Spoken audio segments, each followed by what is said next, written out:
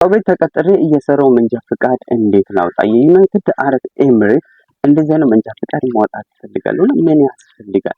ለማውጣት ደግሞ ምን ፕሮሰሶች አሉ እያሉ ብዙ ሰዎች እየጠየቁ ነው። ዛሬ ለዚሁ ጥያቄያችሁ መፍትሄ ይዤላችሁ መጥቻለሁ። ዩኤኢ ላይ መንጃ ፍቃድ ለማውጣት ሁለት ነገር የሚያስፈልጉ፣ አንደኛ የመኖሪያ ፍቃድ አይዲ፣ ሁለተኛው ደግሞ ገንዘብ። አይዲ ገንዘብ ካላችሁ ዩኤኢ ላይ መንጃ ፍቃድ ማውጣት ትችላላችሁ።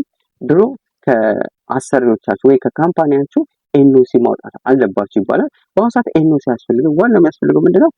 አይዲ፣ ብር እና ሰዓት ካላችሁ ዩኤኢ ላይ መንጃ ፍቃድ ማውጣት ትችላላችሁ። ዩኤኢ ላይ መንጃ ፍቃድ ለማውጣት የራሱ እና ሰዓት ላይ ከ8 ሰዓት ጀምሮ እስከ ምሽቱ 8 ፒኤም ወይ እስከ ምሽቱ 8 ሰዓት ድረስ መንጃ ፍቃድ ማውጣት ትችላላችሁ።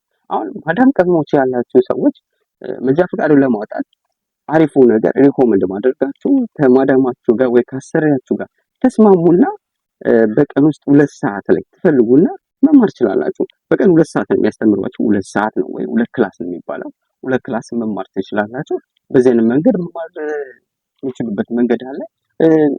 ብዙ ደግሞ የምትጠይቁት አለ፣ አውቶማቲክ ይሻለኛል ማኑዋል የትኛው ባወጣ ተመራጭነት አለ? ብዙ ሰዎች የሚጠይቁ ነው። እኔ ለሴቶች ሪኮመንድ ማደርገው ወይ አሪፍ ነው ብዬ የማስበው አውቶማቲክ ብታወጡ እጅግ ተመራጭነት አለው። ለሴቶች አሪፍ እሱ ነው።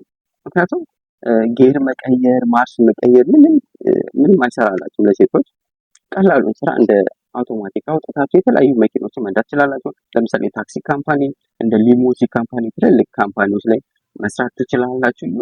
ብዙ አይነት ካምፓኒዎች አሉ ለሴት የሚሆኑ። ዲሊቨሪ ላይ ራሱ መስራት ትችላላችሁ። ዲሊቨሪ ደግሞ በጣም ቀላል ነው። ትንሽዬ እቃ ነው በቃ ሰፍ ላይ የምታደርጉት። እንደዚህ አይነት እቃዎች ነው ዲሊቨሪ የምታደርጉት። ብዙ ከባድ የሚባል እቃዎችን ዲሊቨሪ አታደርጉም። እሱ ላይ መስራት ትችላላችሁ። ማዳም ቤት ሆናችሁ በዚህ ሰዓት መንጃ ፍቃዳችሁን ማውጣት ትችላላችሁ። ይህ ቪዲዮ ከጠቀማችሁ ላይክ ማድረጋችሁን እንዳትረሱ። ላቢ ሚዲያ ዩቲዩብ ቻናል አዲስ ከሆናችሁ ሰብስክራይብ ማድረጋችሁን እንዳትረሱ።